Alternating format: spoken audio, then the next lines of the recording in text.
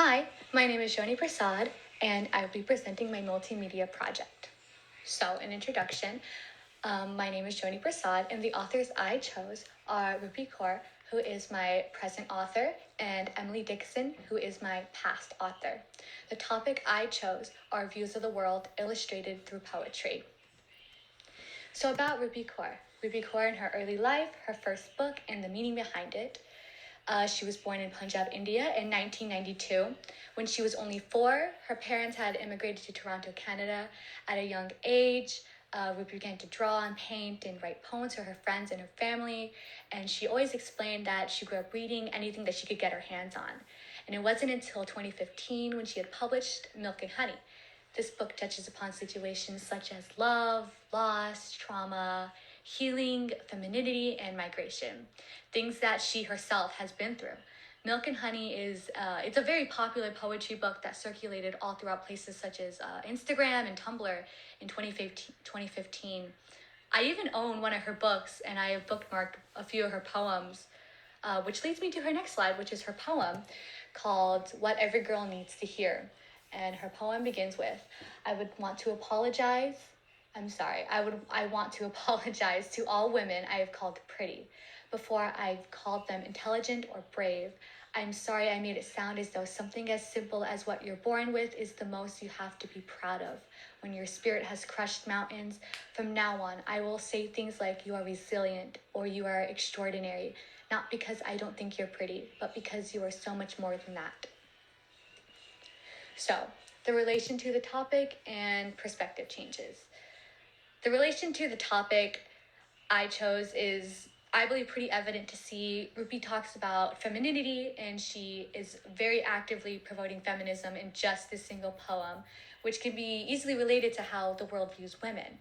Rupi says, I am sorry I made it sound as though something as simple as what you're born with is the most you have to be proud of, which I believe sounds like symbolism towards society and how it views women. So then she goes on to say, from now on, I will say things like you're resilient or you are extraordinary, not because I don't think you're pretty, but because you are so much more than that. Rupi titled this poem, What Every Girl Needs to Hear. And for her to title this poem something like this just proves how the world views women. Moving on to perspective changes.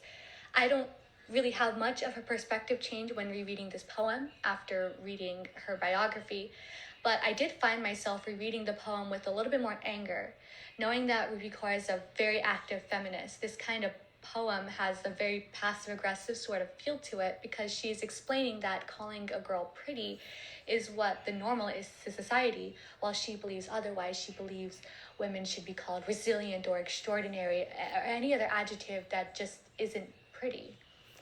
Moving on to my next author, Emily Dickinson, who is my past author. Emily Dickinson in her early life, the struggle she faced, and her poetry adventure. So, she was born in Amherst, Massachusetts. She was an excellent student. However, during 1848, Emily had to depart from her current school for unknown reasons. Theories suggest that it was because of her fragile emotional state or her father took her out of school. Emily began to write in her teenage years, and she was heavily influenced by writers such as Leonard Humphrey. Her brother married, and Emily and her sister, Lavinia, became caretakers for their mother until their mother's death in 1882. After Emily's death in 1886, it was speculated that she suffered from agoraphobia, depression, or anxiety, or just had felt extremely isolated due to taking care of her sick mother. Regardless, her work hadn't been published until her death, and she quickly became a famous poet, influenced the direction of 20th century poetry. And here is the poem that I chose for her. It's called Hope is the Thing with Feathers. Hope is the thing with feathers that perches in the soul and sings the tune without the words and never stops at all.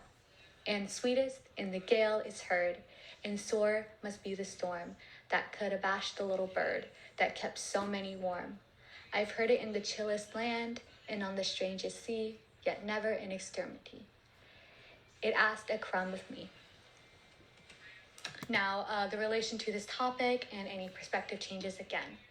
I can relate this topic to the views of the world, because hope is something everyone always thinks about, whether if it's something that was in Emily's case, such as a sick family member, or something as simple as getting an A on a test. Hope is something that is very huge on the view in our world.